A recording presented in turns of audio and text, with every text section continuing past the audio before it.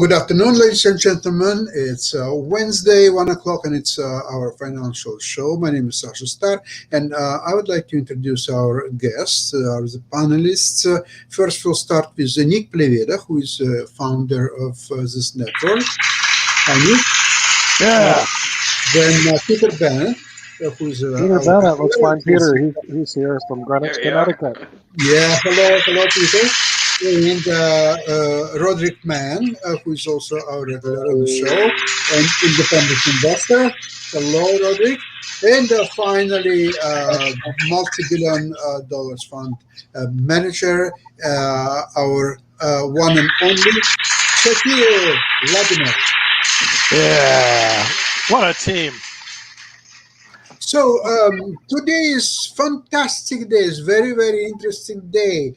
So many actions. You can go long, you can go short. You can sell options, you can buy options. You can just do anything, and regardless what you do, you're right. You know what? I figured out actually that um, I can, like in chess, when you sometimes you're in a worse position and you have to defend your position and so on, and then slowly you build up counterattack and you're winning the game. I figured out that the same is possible, the same technique is possible in investments. I can take practically any position, which is possibly losing, horrible position, and I can turn it around. Almost any position. I even sometimes, let's see, I'm choosing a stock. And I don't know. I just like action. Maybe I will go long or maybe I will go short. It doesn't matter. I'll win either way. So, no, this is a beautiful thing about that. I'm not so sure if this strategy will work though with Bitcoin. That's probably a little bit beyond my skills, unfortunately. So I don't know how to deal with that. Peter, any idea how to work the deal with the Bitcoin these days? Actually, that ties into a couple of the first thing I wanted to get into. There's a lot of Bitcoin news, and I made a move, which I'll tell you about in a minute, regarding silver, and I'll explain the rationale. But in the last week, there's been terrible news for Bitcoin. Bill Maher went on TV and made fun of people who did mining. He said something like people are looking for imaginary prizes, and he mentioned that in his talk, he mentioned that Bitcoin was using more energy than all of New York State's power. Then Elon Musk made some negative comments, which is really weird considering that he still owns Bitcoin in his in Tesla, and I think privately. But interestingly, he stopped taking Bitcoin as currency for Tesla. So your option to buy a Tesla with your Bitcoin is gone now. Peter, And don't you think that he already went short on Bitcoin and is trying to make extra money? he would have to disclose that, and he's saying they have a lot of Bitcoin. At least he's saying he still has it, but I think it's crazy either way. It's crazy what he's been saying. But then in the last couple of days, then yesterday, the Banking Association of China, I think China Banking Association, said that they warn people about digital currencies, and that's why Bitcoin tanked. I mean, Bitcoin was at 56 about 5-6 trading days ago. Now it's around, then it was around 33, 35. Now it's 40 today, but it tanked in the last few days.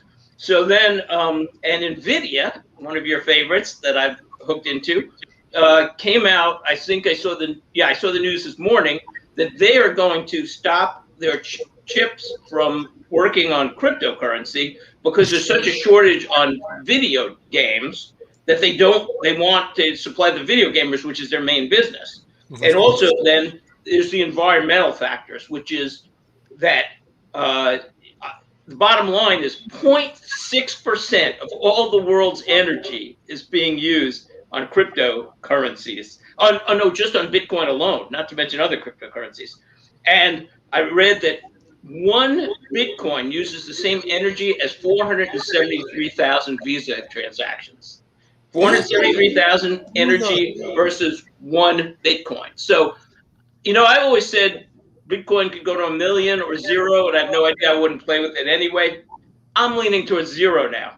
So the final thing I'll say, and I'll open it up to the panel, is so what I did is I think a lot of this money in Bitcoin might head for gold and silver now, because as cryptocurrencies, if they fade, and they may totally fade, and as governments attack and all the problems, then where do you put money if you want a store of value? If you think maybe interest rates are heading to zero, which I could discuss later. I have another interesting point I came across that. But so if where do you put it? Really, gold and silver is that traditional store of value. So what I did is I sold 54 puts on silver.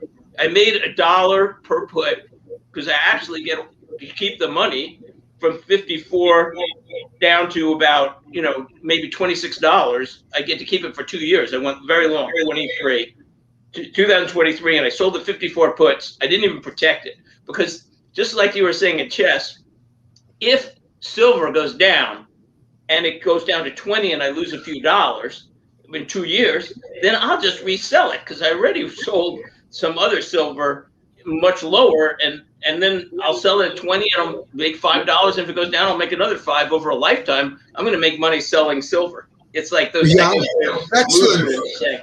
Excellent. I did very similar thing with Barry Gold. I mean, I own a lot of shares of Barry Gold, and I've sold a few times the covered calls and collecting some money there. And also it pays some dividends, very small ones, but still.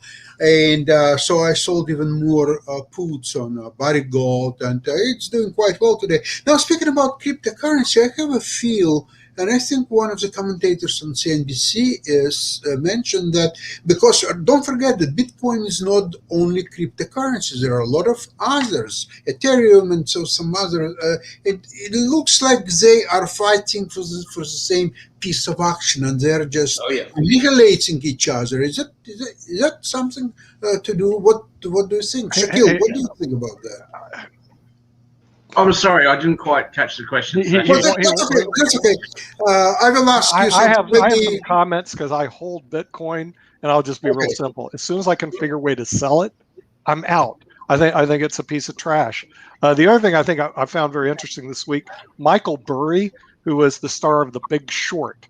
Remember, he shorted the market when he knew there was going to be a subprime crash. He just shorted Tesla in the amount of, I think it's $530 million. He took a big short on Tesla. And I remember we've been talking about Tesla on this, but Michael Burry just decided to put a $500 million bet on Tesla. Now, since we've discussed Tesla, it's no longer 1,500 PE ratio. It's around 900. It's actually even below 1,000. I checked it the other day. It's back towards normal. 900 PE is still not normal. As you know. 900 times PE. Yeah, but I thought was very interesting is this guy was willing to put a big short on Tesla, $500 million. I mean, nearly $500 million. That's a serious position. What's really interesting about it is that Tesla is a core of ARK's investments, run by what's her name, Kathy Wood. And what's interesting is that today, one of the commentators on CNBC said that he never seen such an undisciplined, horrible gambler as Kathy Woods, because all her positions and all her funds are down big time, and she's not doing anything about it. Okay, but she was the #1 investment manager in the United States. I won't say Australia because Shaquille's here. Okay, the #1 in the United States. I'm not a fund manager in Australia, so it's okay. Or wherever the heck you are located, in Liechtenstein or Switzerland, wherever the heck Singapore you put your funds. But she was the #1 rated financial manager. But the thing is, hate to say it, Sasha, a lot of it's luck of the draw. I can say I did really well because I look at my return on Hertz. I have 196% return this year, and I tout it. Look, 196%. Excuse me, Nicholas. However, I have it documented. The people that professionally work in this industry and manage funds on behalf of people don't just get lucky. Some of us are quite talented. Over the long term, you got to check their long-term performance. But I'll tell you another thing is, Shaquille, because I'm not a guy at the diner on this. I mean, I started this 37 bloody years ago, and with money managers who come out mutual funds for the first time. Some of my clients are the biggest mutual fund managers in the country, up where you're at. Chuck Royce was one of my clients. He runs the Royce Fund, Questford Valley. And the great thing about mutual fund managers and asset managers, it's a shell game. They have like 80 different funds. And when you come to go see them, they just pull out the fund that did well and say, look, we made 20% this year. And you're the idiot guy who's going to put the money with them with AUM. You're going, oh, he made 80% last year. See, I can do the same thing. I can show everybody I made 196%. It's verifiable. I have a stock I made 196%. Now, I made more on the rest of them with no losses, but who cares? That doesn't excite people. 196% does. And I just don't tell them the rest of the story. The other stocks didn't make it. They do that mutual fund managers all the time here, Shaquille. Well, no. The worst shell game. To be fair, the different a fund manager may have different funds that they. Why am I here by myself now all of a sudden? That they I'm trying to defend this industry. Because I'm doing this right now. Go on.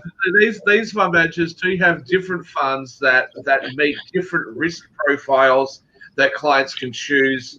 What makes the most amount of sense for them, what sort of instruments they want it to be exposed to, what risk levels they want to have, and they can actually make their own informed decisions. Well, Shaquille, you only run one fund, right? Shaquille, I would like to propose something. Somebody like Kathy Woods. So she can have two funds, one with Tesla, another one without Tesla. Well, okay, she could also. On a serious note, sorry, Peter. I'll just quickly say that. I just wanted a question for you, Shaquille. Yeah, go on. But you only have, how many funds do you have? You only have one, I'm guessing, because you're a hedge fund, or do you run multiple funds? I run two different funds. They're very just similar. Two different funds. One in Singapore, one in Liechtenstein. However, let me just say, I am looking at a third fund, and I can tell you now, the third fund will have substantially more money than both my other funds combined, and will have substantially lower returns. And like in my discussions with risk managers and institutional investors, I'm not going to tell you what returns they've asked me to sort of to target, but they're embarrassingly low. Like I'm actually like sitting there talking to my business partners and saying, can we really deliver this paltry return and expect to get paid? This is outrageous. Right. And and my risk managers in Liechtenstein are saying, if you return them more than that, they're going to draw down even if you didn't take more risk. And I'm like, well, this makes no sense. This is such a small amount of money. So again, there is some credence to what I said. And while I wasn't just being facetious, you do have different funds targeted at different types of investors. I think it's a little bit unfair, Nicholas, to just say, well, they just cherry pick out whatever looks good at the time. No, I want to say though, Nick, I've thought of this when I started to work on Wall Street. I started thinking the SEC should stop this because, you had funds with 120 families, and then they would advertise look at our top 3 or top 5. It's a little misleading if you don't give them the whole shebang. Now, I forgot you used to work on Wall Street, Peter, so you understand the game. What? You used to work on Wall Street, so you understand the game. Yeah, I was told that, it's a little misleading. It is a little misleading, but I understand why. It's part of the business. And Shaquille's right too, to a point. They have different purposes. So you have a metals fund, you have a whatever fund, energy fund. They might do great one year, bad one year, and they do compare within the totals. But it is a little bit of glossing over the false advertising when you say, "Oh, here's our top 5 funds." And you're not showing the rest. And as for Kathy Wood, she's been one of the worst performers this year. Well, let's see how she does. The short run and the long run. Just remember something, though. Kathy needs to be on the show to defend herself. May I ask a question? May I ask a question of Roderick? Roderick, are you following Kathy Woods, or you are into completely different investments? No, totally different. Yeah, I've been following Kathy since last year, and I basically have a thesis that says that Tesla has never made a dime from operations, and 10% of Kathy's ARC portfolio is Tesla. And if you watch what's happening right now, Kathy is loaded up with a lot of illiquid stocks. She hasn't suffered a lot of redemptions, but within the ETF, they're all sinking. They're all doing really, really poorly. If you look at her top 10 holdings today, every one of them are down, and they all tend to move down together. They're disruptive innovation, as she calls it.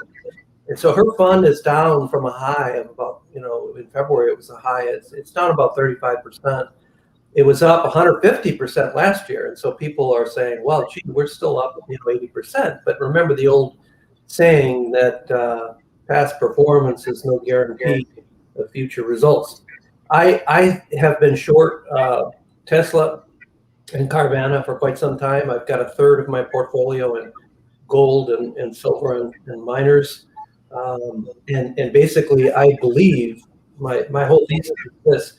I believe that the combination of the failure of ARK, once the redemptions finally kick in, is going to take down ARK and Tesla.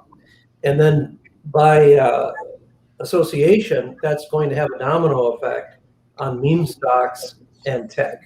And so all my bets and most of my portfolio is geared around that scenario actually playing forward. And so far, Roderick, I have a question for you. And we discussed this last week. We've been discussing shorting Tesla for a while on the show too.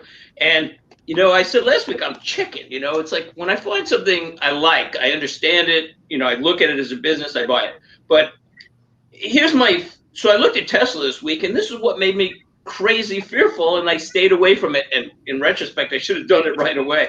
I looked at the analyst projections, and the analysts are very often wrong. But you have the stock trading at maybe $5.50 today, whatever, and you have analysts who rate it at $100, maybe less, and you have really decent named analysts. Again, they've been very wrong a lot, but you have big name analysts who say the stock is worth $1,000.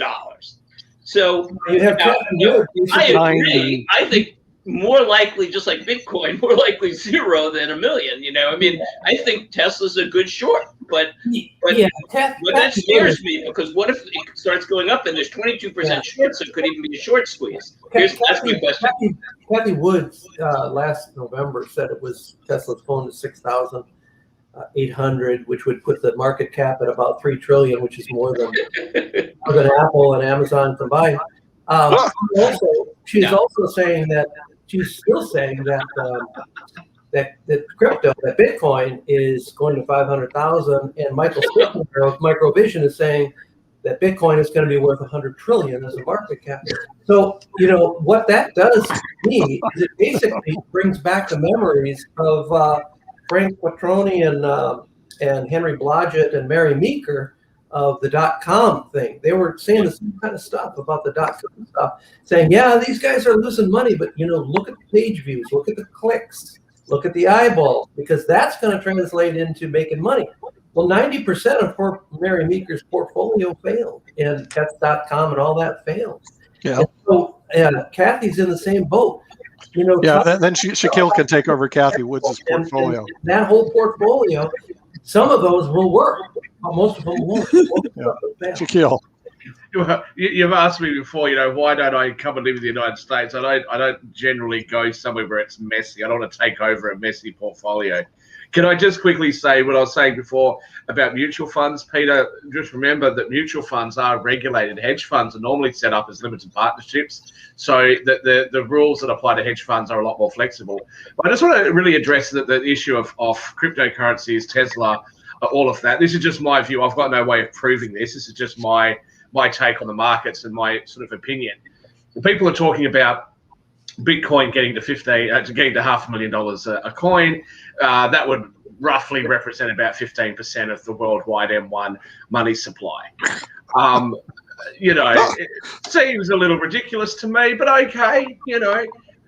I think that we the way that I'm looking at the markets now is much the way that I look at options prices, right? So when you look at options prices, you work out what the intrinsic value of the option is, and anything over and above that is the volatility or the vega of the option, and that's speculative, right? That's the price that's speculative.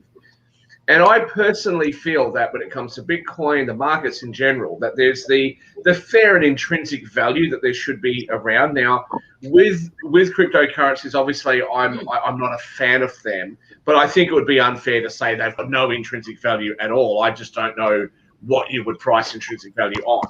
But whatever that amount is, anything over and above that is purely speculative. And so, of course, that's not going to be stable, and it's not going to do the thing that people want it to do, which is to be a stable store of value over time. On the other side, you've got the markets. And I think that there's a big rush that you start to see the markets go up, and they're going, everything's just going up and you're missing out. Quick, let's all jump into the market. And, things start to go down. And what's going down is not actually the value of the company itself, really, because the assets of these companies haven't changed that much. With Tesla, of course, their stock price was going to go up after they got included in the index. But other than those couple of things and the forced institutional buying, the value, the revenue streams, it hasn't changed that much on Tesla or Amazon or, a whole heap of other companies. Amazon's revenues went up, but their costs went up during the worst of the pandemic in 2020. So why do we see these huge price increases? I think that it's speculative, and I think that when people feel as though they're going to miss out, they rush in to get into the markets. We were talking about lumber prices off air a little earlier, Sasha, myself, and Rex, and Mark, sorry. And again, you start to see professional investors do a thing called sector rotation. Well, they will move out of assets that have performed very well and start to move into assets that either aren't performing very well or are more tangible, such as commodity products, those sorts of things. People start to move into government paper. Things are cyclical, and I'd be very concerned about going long. I'm not necessarily saying, you should go short, but I'd be very concerned about going long at what is historically high points, especially in a market that is so subjected to the whims and fancies of government policy. Actually, in an environment where there is no other place to park your cash rather than stock market, and stock market is rather weak in the last few days. It's going a little bit. I'm wondering, it has something to do with redemptions of Cathy Wood's EPF. Because if it wouldn't be for that, I can't figure out how this bloody market can go down. Yeah, How's it possible? don't worry. It'll start going back up again. There's 2 points, and I'd like to say something about what Shaquille said, because you made a very good point too, Shaquille. First of all, the market's going down because of inflation fears. I think number one, for sure, people are concerned because there's supply chain shortages around in the United States, and they're going to develop around the world because you shut down the economy, and all of a sudden it's like people want to buy stuff again. And I think that's why ultimately, by the way, Delta and travel will take off, for sure. But there's lumber shortages, there's, gas shortages. People, if you go on the roads, people are all over the United States driving. It's the traffic, because we're reopening, but the supply chains aren't open. Plus, as an aside, they're paying people to not work, which doesn't help either. The Biden administration is paying people that. But my points that I want to address, Shaquille, first, you really made an interesting point that I learned from. It's true. It's the optionality. It's the speculative optionality that people pay for. And that's very speculative, but people don't like speculation. So when things get rough, it's the first thing they'll jump from and say, oh, wait, I don't want to take these chances. So they're very volatile stocks. The other thing I want to say is, though, I do not put Amazon in that category, and I'll explain why. Amazon is one of my biggest holdings through options, and I love Amazon.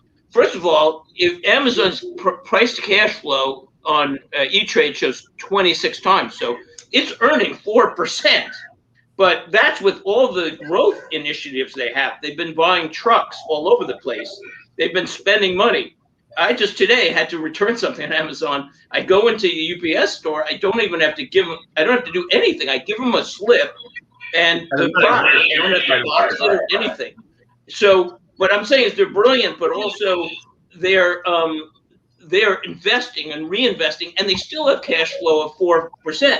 Anytime they want to cut that spending down, they could do it, but they're not doing that because they're like, we're going to grow and grow forever. So I think Amazon's worth at least $4,000, and I have some options I sold at $4,500 puts, and they'll still, you can buy the stock cheaper with a $4,500 put, and I've been playing, the last point of being there is every time I sell the Amazon puts, I don't get the full profit because the thing keeps going up so fast. So this time I went high, and I'm willing to wait. And you know what? Like Sasha said, if at the end of 2 years it hasn't gone up to quite as much, then I'll just resell it again. Sooner or later, it's going to hit 4,500. I mean, Can the I premiums are just so that's a cheap. bullish prediction. I wasn't suggesting that Amazon isn't a good company, and personally, it wasn't. I was never a fan of Amazon until I started using Amazon and learned a little bit more about Amazon last year. I do like their business structure, but it was either an early mentor or a book that I read, many years in my early part of my career, where they actually talked about when you buy a stock, that the intrinsic value is in the assets of that company, and the fair price of the goodwill of that company is one thing, and anything over and above that is the speculative bit. That's the bit that's going to move around in the market. That was sort of the point that I was making. And I agreed with that point. I thought it was brilliant. It applies to a whole gamut of different. I complimented you. I think that was a brilliant point, and you were making it well. Except I just had to throw that Amazon because I view it as the cash flows. I like to look at cash flows as a lot of investors do. Amazon, and that's the dividend flows and also the cash flows and the growth. Because that's really what a business is worth.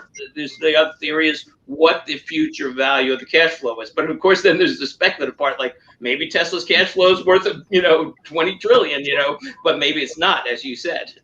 Well, I mean, that's the thing with Bitcoin at the moment. They've got what, $800 billion in outstanding coins, based on the prices that were there. And I think, Sasha, when you talk about, well, where are people going to put their money? They've got to put it somewhere, and people are scared of the stock market. And I don't want to be facetious. I don't want to just come across as Mr. Negative Nelly on cryptos.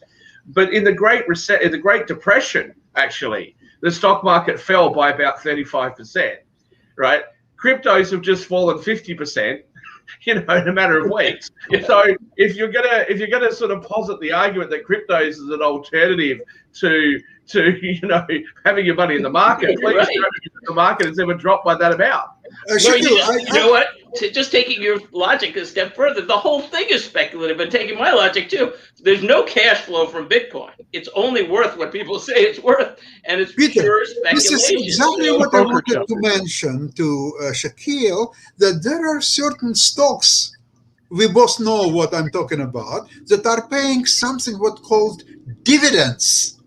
High-paying dividend stocks are still there, and even I looked all my stocks today. There is a huge down day. Dow Jones is down, Bitcoin is down, Tesla is down. But the stocks like high-paying dividend stocks, theirs either stays the same or even went higher. So there must be some kind of wisdom in the high-paying dividends. Because you get paid you get paid for doing nothing. See, I love dividend stocks because you get paid for doing nothing. I'm into getting paid for doing nothing. By the way, there's a Peter Lynch play that I'm going to tell you about, Sasha, which you'll like because this is a chess play. Okay, because you're familiar with the Queen's Gambit. It was a movie on Netflix, and there was a big uptick in people playing chess, buying chess sets, and all that other stuff. The problem is you couldn't invest in it. Basically, there's no chess investments. Here's the next Peter. Here's the next Peter Lynch play. Okay, watch this move. Watch this move on the chessboard, guys. There is a movie out on Netflix that you got to see called Halston. If you haven't seen it already, can you say that again? Halston, Halston. Oh, okay? Halston. Halston, yeah, right, Halston. He was actually a fashion designer in New York City, Peter. Okay. And Ewan McGregor stars in it, and it's a great series. I mean, it's like the Queen's Gambit. It's just super great. Wow. Okay. Ewan McGregor starring in anything makes me a bit nervous because he was the star of Bearings Banks, the Rogue Trader movie about Bearings Banks. I'm nervous already. Right. But anyway, it's a little raunchy, but you got to see this movie because I'm telling you, he's got an Academy Award winner there. Really? But go watch it. Here's the play, though. Remember I told you the other day I was in Gucci? People are lining up to spend their $2,000 checks to buy these stupid overpriced Gucci, what do they call it? These purses or whatever that. Yes. Here's the play on Halston. All right. I went and made a position, the minute I saw the movie, a position on his stock. It's owned by XL Brands. And here's what I believe is going to happen. You got to be a chess player to see this, right? The people are stupid. They're going to watch the movie, and they're going to go, Halston, I got to own a Halston. And then they're going to go out and buy his overpriced junk, moving his stock price up. So without warning, yes, I took a position in XL Brands, a serious position, unlike the calculus on Hertz, which I was stupid. I didn't put enough money in. Looking back, bang, because the calculus makes sense. The movie's going to be a hit. It already is. People are going to watch it like crazy. Then all of a sudden, Halston, I got to own a Halston. And they'll go out and they'll buy his junk, and XL Brands is going to take off. Anyway, that's my theory. Do you think it's go ahead and check it out. an option, Nick? No. I actually, now you mentioned, I should option it. Thank you. I just bought stock. I didn't buy the option. Well, how much do you think it's going to go up if you were guessing 10%? Well, the thing is, it was trading when I bought it. Was like trading at 190. It's already over $2 a share. The top on the 52-week high low was like $6 a share. I think it'll go to $6 a share. I think it's a big move, but within a year. And I think what I did. Thank you for mentioning it, Peter. I'm going to buy options on it. Normally, I wouldn't be so bullish on something, but you have to imagine they get free advertising for at least a year on Netflix. It's like the #1 watch stupid show, but it's not stupid. It's actually it's the Queen's Gambit of fashion. Seriously. Yeah, no, I'm going to tune into that, and I'm going to look at the Halston, because you know what? I mean, I'm betting if it's at $2, you could get a $4 option for a year for maybe 10 cents. Well, now that you mention, I'm an option. Normally, I'm not bullish on stuff, very cheap. but it's a Queen's Gambit play. They're owned by XL Brands. It's a chess play. I mean, I would add though that COVID is still affecting a lot of the world, and it may take a little longer for Halston to recover, but because I mean, in like Japan, a very small percentage have been inoculated. In India, there's problems. So I'm just saying these are also where they have sales. But even in the United States, with all these $2,000 checks, you wouldn't believe what they're spending their money on. And these people, I could look them in line. These were not wealthy people, and they're buying Gucci. They're buying all the brand names, garbage that is out there is way overpriced.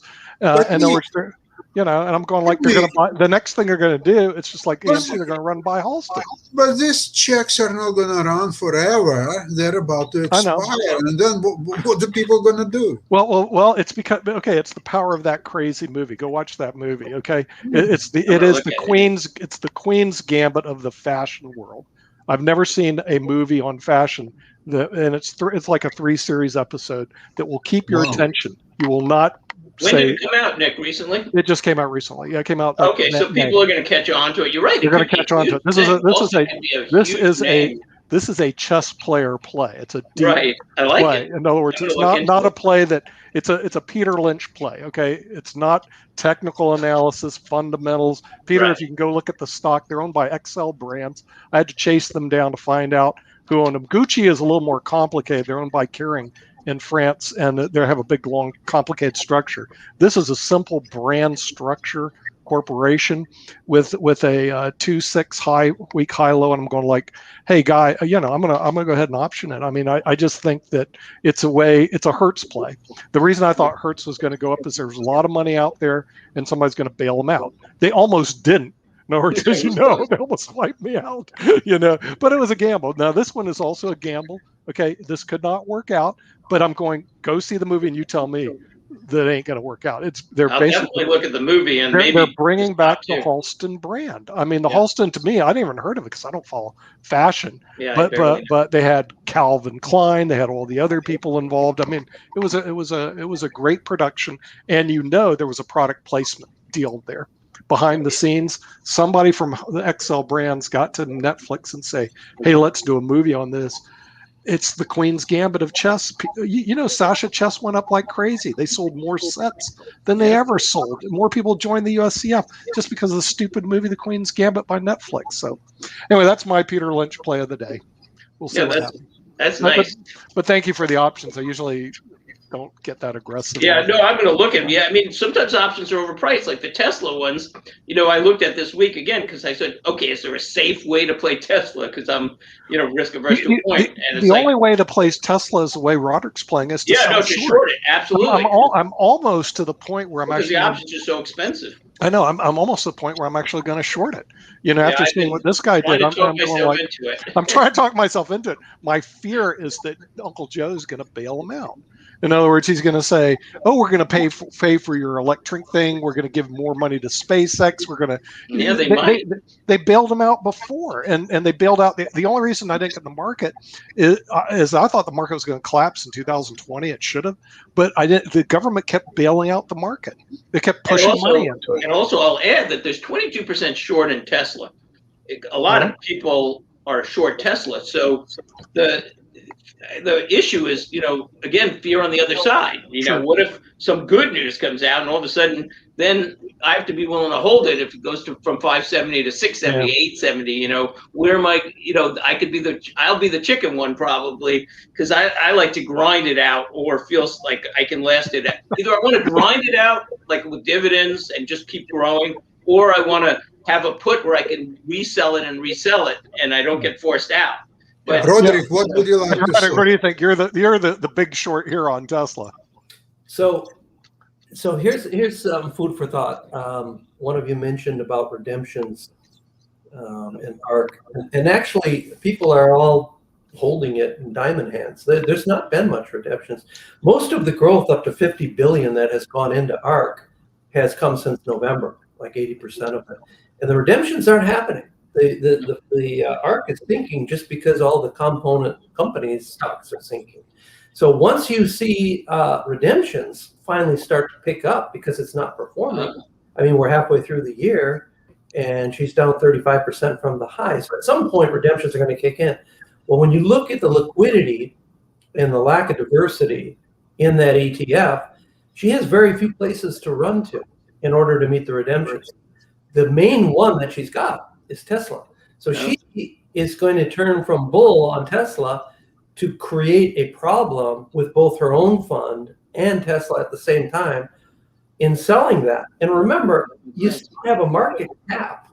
Tesla, $600-700 billion, which is more than all the other companies combined. So it's still a kind of a ludicrous play. And if you follow Tesla from March to April in China, they lost 27% market share in 30 days. Yeah. China, it has turned like a monster on them, and the reason they've done that, and the reason they're pointing out, just 2 days ago, 2 police officers got killed by a Tesla on autopilot. They're doing that because they want him to go, and because they have now got the secret sauce and they're building their own and they're promoting it and they're doing well. He tried to buy land. He tried to exercise an option to buy more land by his factory in Shanghai. They refused. So he's got serious problems. Elon Musk has a Trump-like following. He goes, well, I could destroy a company and I'll still have followers because they love all the garbage I'm doing. And that's the reality of it. The guy's a cult leader, and he goes into all the cult things. We're going to go to Mars, we're going to have driverless vehicles. We're going to have, and he's got this cult following. Well, he may have alienated a lot of people on this Bitcoin thing because he's like, oh, I'm going to buy everything's I'm great going to buy Bitcoin. But then all of a sudden he turns around and says, he criticizes Bitcoin, and now we're not taking Bitcoin. So I think that hurt Tesla's price He's fat. He's fad. He works like a dog. He's fad and he's cult-like. And he actually, Sasha, he actually started with Peter Thiel at PayPal, who because Peter is the guy you play chess with. He's actually a chess master, and he was a founder of PayPal. But see what he did is he goes, I'm going to go in all to the new stuff, hot stuff that people in San Francisco that have more money, they have brains, are going to invest in. And so he goes, Tesla's it. Look, electronic cars. The next, by the way, we're going to go to space. I mean, come on. Anybody knows who P.T. Barnum made a lot of money Mars? too, I guess. Anybody knows who landed on Mars just last Saturday, just 3 days ago? China. There China we go. is on Mars. So Yeah, China is on Mars, and they drop their junk in the Indian Ocean. That's what happens. But see, that's where Elon Musk is. He has his cult following, and so his stock will be around. So that's part of the reason it's hard to short. The other part is that the government bailouts keep taking place. Now, Roderick brought out in an earlier show quite correctly, so I did fact check it, Roderick, that he's supported by tax credits. In other words, his company is all on hot air, baby, because he sells his tax credits because he's carbon neutral. And that's how he's making his money. And that's but those aren't going away. They're going away. No, they're not. Here's the thing about the tax credits that I doubt it. Totally realize is that the tax credits, they're basically coming from a lot of different government entities. It's not just the U.S., by the way, Europe. And so what's happening is companies like Fiat Chrysler have to meet certain, energy, renewable energy requirements. And if they don't, they have to buy those credits, and he sells them. So if you look at the last quarter, he made $101 million selling 10% of his $1.5 billion Bitcoin investment. That was $101 million. He made $588 million on selling those credits. Well, he declared a $400+ million profit. So basically, he had an operating loss. And if you go back historically, he's only had losses from operations. Yeah. So here's the thing: the CFO even said this. As these companies, including Fiat Chrysler, start rolling out their EVs, they buy less and less of the credits. So the CFO said that's going to diminish. So that's going away. And now, if the Bitcoin drops to and holds at about 37,000, if it goes lower than that, he's going to have to take an impairment charge because he paid about $37,000 for his Bitcoin. So not only is he not going to sell it because he already kind of promised he wouldn't sell it because everybody got angry, but he might actually have an impairment charge. He'll probably have less EV credits. He's got much more competition right now. He's dropping his prices. He's got a lot of rework and recalls. So guess what? It's a waiting game. We just wait this guy up as the competition comes on, and there are some pretty darn good, EVs out there. And Ford, free advertising. Biden was driving that Ford. I mean, I saw that. That's it's not in his favor any longer. Okay, Joe, welcome to the show. We are just discussing today's market, and of course, big news was Bitcoin was a little bit weak today. So, how would you do that for us? 50% or something. I'm sorry. What was the question? A little weak. Joe's not eating steak tonight because of that. He's looking to go to McDonald's, not go to Peter Luger's. Kind of weak in the same sense as me, like meeting LeBron James, when he's going in for a dunk, like that kind of weak. But anyway, so yeah. I thought I'd hop on just maybe you guys wanted to hear my take on this a little bit. Sure. I mean, I think that what Musk said was absolutely spot on, and I think he's been accurate and consistent during the whole process. There was a recent spike up in electricity usage for the Bitcoin network, and also a growing proportion of it being mined from coal, from areas in China that are known for heavy coal, and also news reports in the U.S. of them starting abandoned coal plants because it's become more profitable now to mine Bitcoin. And he did absolutely the right thing. He called them out and he said, you've got to come up with a more environmentally friendly cryptocurrency. Fine. It's great to have, give consumers choice with a currency. These are my words now, not his, but I think which is what Satoshi's kind of societal breakthrough was, giving in consumer choice with global currencies. However, it's got to be done in an environmentally responsible way. So, I mean, look, you could say, okay, fine. If he makes this observation, what should he do? He owns a bunch of Bitcoin. But Joe, should he sell it? Wait, well, let me finish, please. So should he sell it and then tell everybody he dumped, and then tell everybody his views, and then he gets accused of manipulating it? Or should he do what he did? I think he did the right thing. He did the responsible thing from a number of angles by saying, we're just going to pause it. We're not going to sell it, but you've got to improve your carbon footprint, or, it's not the right thing for us to be doing. Joe, I agree with you that he did the right thing by telling people he couldn't just dump it. First of all, well, he could have. Disclosure, but my point is 2 points, I guess. One, sure. It's not a secret that Bitcoin was using a lot of energy. I've been talking about it since we talked about Bitcoin on the show when Mongolia dropped it because it was using 1.5% of the power. But this week I read that it's using 0.6% of the world's power. And not only that, it's equivalent to 473,000 Visa transactions, mining one Bitcoin. So that is not there's no way that's going to be environmentally sound. It's going to take decades to replace fossil fuels. They're not going to be able to mine Bitcoin at that energy without it. But my other point is Musk should have known this. I mean, how does he not know this, and how is he discovering it now? No, Yeah, there Peter, was I a recent, totally the disagree recent with I you. told you he's No, a no, no. Everything leader. what He you doesn't need to said, know No, what I anything. said, known guys, for there some was time, a recent right? uptick, a pretty big spike in the amount of electricity and the amount coming from non-renewables and coal in particular. So that's what he was calling out. He even posted the charts about it. Wait, but I'm an amateur compared to Musk, I assume, on a lot of subjects. And I said on this show months ago, Mongolia just dropped their Bitcoin mining because it was using 1.5% of the power. And I said that it wasn't environmentally efficient and it's going to have issues with that. But I knew this months ago. Now, Musk, I guess he just didn't study it enough. But when he's a talking Trump about these figure. things, He doesn't No, need no, to no. know anything. I don't want to keep repeating myself, but there was a spike. There was a recent spike. You can go on his Twitter. He posted the charts about it. yeah, maybe it's What I higher. would say here, like on Let's say one, it's on one, 3% of the world's energy. there's one Isn't thing that that a lot? I absolutely agree with you on is what you just said. Bitcoin has to scale better.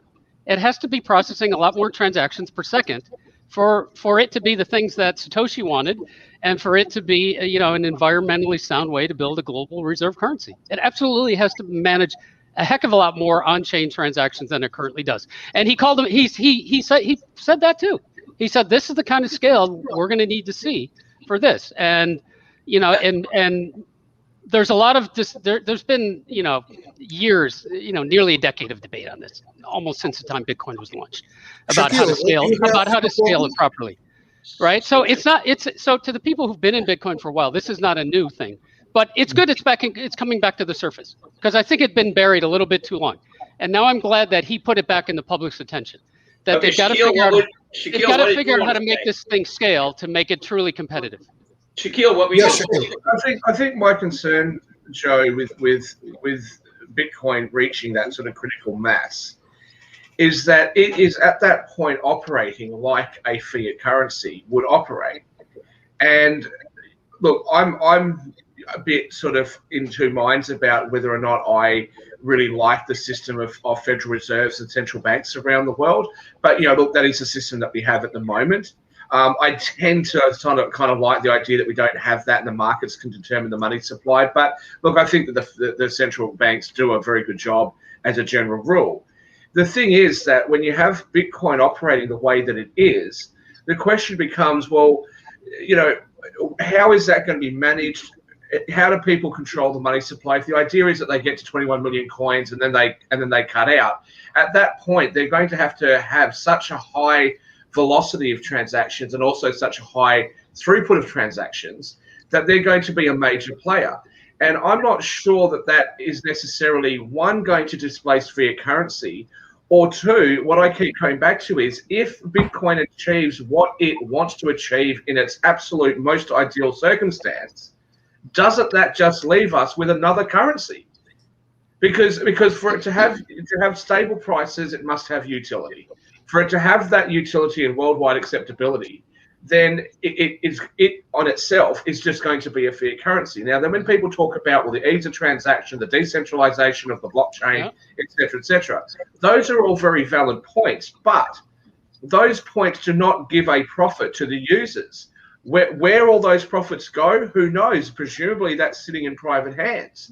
I would prefer, even though I'm sort of an anti-government, libertarian, I would prefer to see that be in the hands of a government agency than to have that in the hands of an opaque private organisation that then has such a significant impact on international economics. Absolutely. Good point. Exactly Yes, what I've been I saying. agree. Sasha, did you have a point? Can I respond? Okay. Sasha, did you want to say something? No. I'm listening very carefully. In fact, Shaquille, your point is a little bit contradictory in its nature because what you're saying is that on one hand you are a libertarian, anti-government, and so on. On the other hand, you would like to have a more stable situation with Bitcoin and being somehow governed. So then, who needs Bitcoin if it's going to be governed by government? Because then you defeat all the purpose of the Bitcoin in a way. Because now you're talking about the government currency in a way, right? I may have misworded slightly what the No, crux that's of the okay. point was. The point that I was saying is that although I personally would like to see the decentralization of the money supply away from the Fed and onto the open market, it is my personal view that we would prefer to have, I'm not an anarchist, right? I believe in small government, but I still believe in government. I would prefer to see these decisions being made, in public sight, whether that be through a government agency that's in charge of it, or whether that be through public markets making these decisions. I'm a little bit concerned about the private nature and the opaque nature of what's going on with not just with Bitcoin, but with the other cryptos. But even if you were to get the cryptos to a point that the cryptos would like to be at that particular point, they would have such a huge influence over economic flows internationally. I think that it would be inevitable that governments are going to step in to try and regulate it, as we've just seen with China come in to try to say, hey, we're not, this is not good. So these are the concerns that I would have, and I would certainly have those concerns if we're going to proffer cryptos as being an alternative currency. And frankly, I would like to offer a question, and everybody can address that. Don't you think that Bitcoin and all other cryptocurrency, they run a little bit ahead of themselves because they don't represent the store of value? It's difficult to use. They're using too much energy. So there are more negative aspects of it than positive. How would you address that at this moment? You know what? 2 points. One, because I want to throw in a dividend pick. Yeah, I always like to throw in one or two. And I mentioned selling puts on silver before, so I have one for you. But I just want to say, Shaquille, I understand your point. It's really clever the way you said that, because it's true. It's like an anarchist's view of monetary supply. Let's just let anybody create cryptos everywhere. And I know Joe would probably disagree with this, but in the end, I think governments are going to take control of this. And I felt that all along. And I even see more now. I mean, the Bank of China yesterday the Banking Association of China was warning people about them yesterday, and that's why it tanked. And then it's over and over again now, the news. But let me throw this out. Last week, I talked about Medical Property Trust, which was paying about 5% dividend, and it's critical care. I have 1% of my portfolio in there. And this week, I found a little one that is medical related, because I said I stay away from most medical, because senior housing, I'm very nervous about because of, one, Alzheimer's cures, which are coming, and two, also offices and senior housing, I'm very nervous about, because I think there's going to be very likely a big black swan in the office market where there's a lot of vacancies, and some of these office buildings are going to say, hey, I'll become a medical trust, or maybe I'll convert to senior housing. So I stay away from medical REITs in general. But so Cardinal Health, though, was an interesting one. What it does is it distributes pharmaceuticals and medical supplies, which is a pretty stable business. And it's supplying 90% of U.S. hospitals, and it supplies CVS, which is a stock I've looked at over and over again. I like it, but, anyway, but I didn't go in there. So I put 1/3% into CAH. It has a 3.4% yield. It's but the cash flow is nice. It's 12 price over cash flow, which means it's really earning 8.5%. And that cash flow can be used, obviously, to increase dividends, which it's been doing at a pace of 7% a year for the last 5 years, annual growth. Its revenue's been increasing 8%. Its assets are a little low. Debt to assets is low at 0.15, which is secure, but also not aggressive, as Shaquille had pointed out. So I think it's a nice, solid company if you want income and possibly growth. So that's my dividend pick of the day. Joe wanted to reply to my comments about the M1 money supply and who should be in control of it. And Joe, I think I made the comment a few weeks ago that if you buy shares in Visa Card or MasterCard, you're getting that small percentage that they take out of every transaction. If Bitcoin Corporation was a listed company and we could buy it and get some of those profits, hey, I'm in, I'd be buying that stock for sure.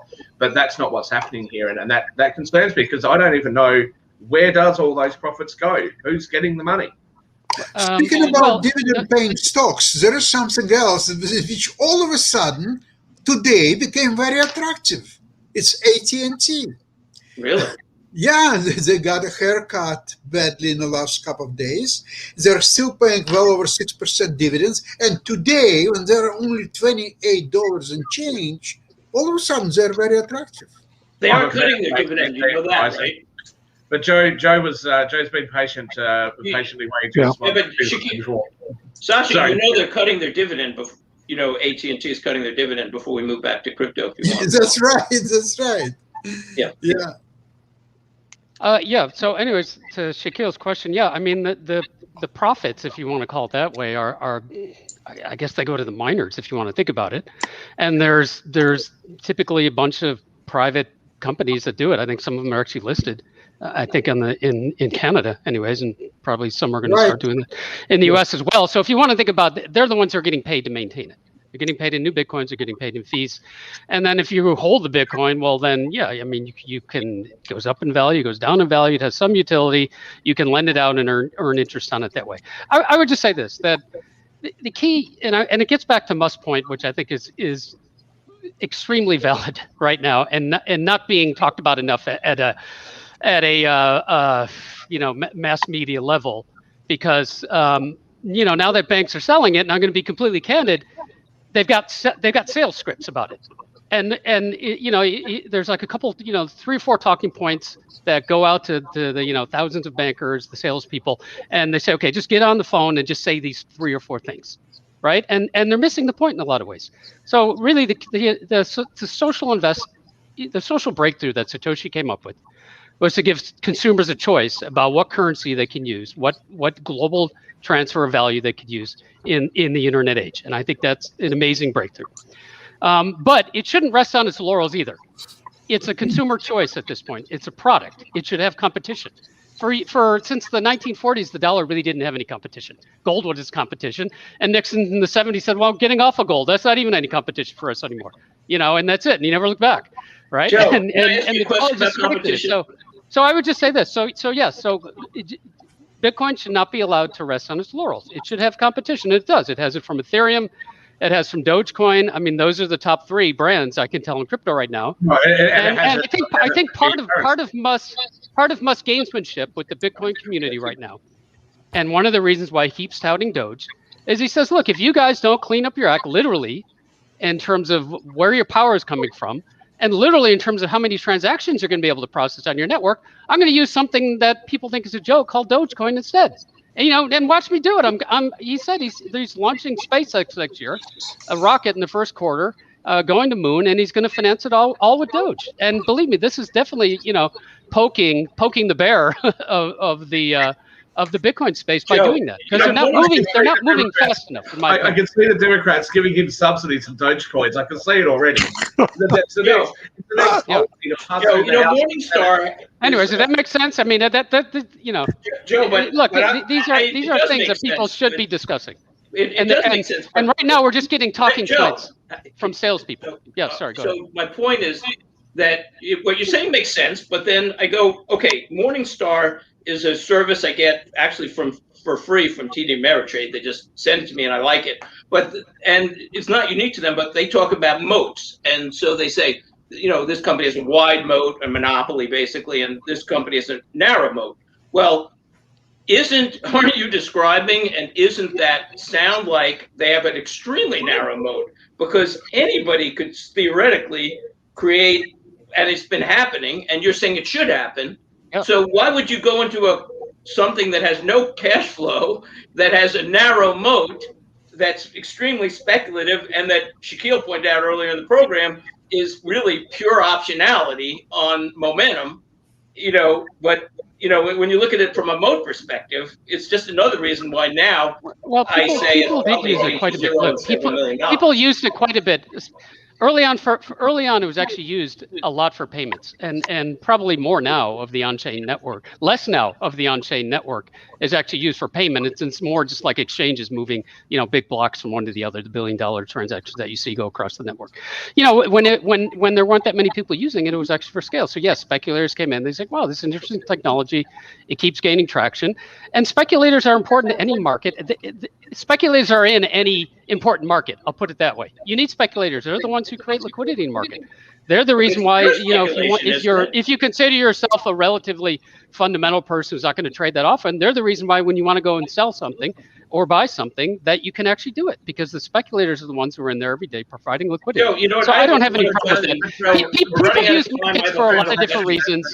And they all sort of come together, and I don't have a problem with it. They should. Joe, I have a question. The final transaction that you guys talk about, though, it still seems to me that if this facilitates easy transactions, it's got nothing to do with the coin. The coin is not, or the cryptocurrency is not facilitating the transaction. The network is facilitating the transaction. The blockchain is. It's not. Well, the currency is the stake on the network. It's the representation of value. I understand that, but it's not difficult to see the banks setting up their own blockchains, and more importantly, because of some of the levels of anonymity that goes on and the ease of transactions that goes on within the sphere of the blockchain with cryptos versus what happens with fiat currency, it seems to me inevitable that government's going to say, hang on a minute, we've got anti-money laundering rules, we've got this, that, the other.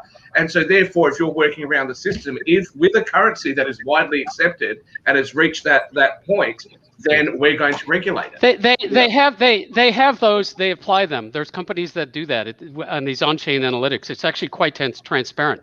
I feel much more comfortable me as a non-public official, as a non-regulator, that I can see what's going on that network. I have no idea what's going with Fedwire, for example. Joe, is there a place that Nick can sell his Bitcoin? Where are you? Yeah, of course. So he's in Coinbase or how does Nick I'm in sell Raleigh, his North Bitcoin? in your state? I got my Bitcoin, Right. and I'm willing to dump it because I don't believe in it. I mean, the thing is, I know they're believing. How does he sell it, Joe? We're But running out of time. Shaquille, there's an argument to be made that it makes the whole system more transparent, less opaque. Joe, that's not what I asked. That's you know the real. how to sell it? That's the real sort of thing that I think again is sort of missing from the mainstream discussion. But Joe, do you know how to sell it? How do you get rid of it? Well, you have to hook up with a wallet that connects to your bank account or credit card, and then you swap it. You sell your Bitcoin, they give you cash. That's it. Really? Do you understand that? You buy something, or you buy something with it. That's the same thing as selling it, Nope. right? Buying a car with it is selling Nope. it. I just want to go to the bank. I'll go to my bank. I've worked with Wells Fargo for years and say, what will you give me for this piece of trash? I mean, the thing is, it's look, just me. Hey, so I don't believe in it at all. Okay. I have zero belief in that. Here's why I believe in Elon Musk. You guys are probably too young for this, except for Peter. There was a guy and Sasha. There was a guy called Ken Lay, and a company was called Enron. I had clients. I've never heard of them, Nick. Yeah, you're too young. You've never heard of those. No, There's another no. company. My clients love these guys. My clients love these guys. Bernie Ebbers, and the name of his company was MCI WorldCom. Had two clients. One had 17 million in. The other had 30 million in. I said, well, what else do you have in your portfolio? Only that. Only that. I said, have you heard of the word diversification? No. We can't. We made all our money with Bernie, or we made all our money with Ken. There's no way we're going to diversify. He made me the millionaire I am today. Okay, I couldn't convince them to diversify. You know what they're doing now? They're eating peanut butter and jelly sandwich, living in a mobile home park because they lost everything. That's Elon Musk. That's Bitcoin. That's my stand for the day. And enjoy. So I think it's true. Those are true stories. Those are true This stories. proves Joe's point that we should rush into Bitcoin. I never said you should rush into it. At least No, I with never WorldCom and Enron, they pretend I'll that do like they have Roderick, cash sell it flow. short. Bitcoin doesn't pretend to have that. So you should Do whatever invest you're in comfortable with, non-dividend including based nothing. You know I what's didn't say anything. interesting? Okay, I think we have to close today's program, but at $39,000, in fact, it represents excellent value. And I'm pretty sure when we will get together next Wednesday to discuss Bitcoin, we will see what is the price. 49,000 or 29,000 all the way down. And that will be very interesting for us to see. Thank you so much, everybody, and hope to see you next Wednesday. It's a financing show on IBN TV. Bye-bye. Bye.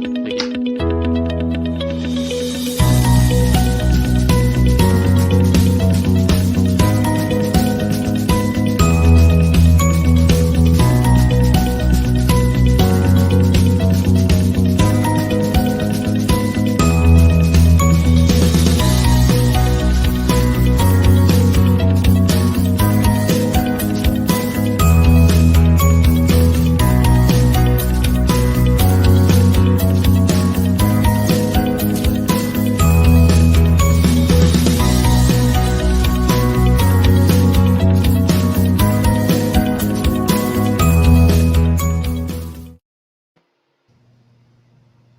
hoping Nick would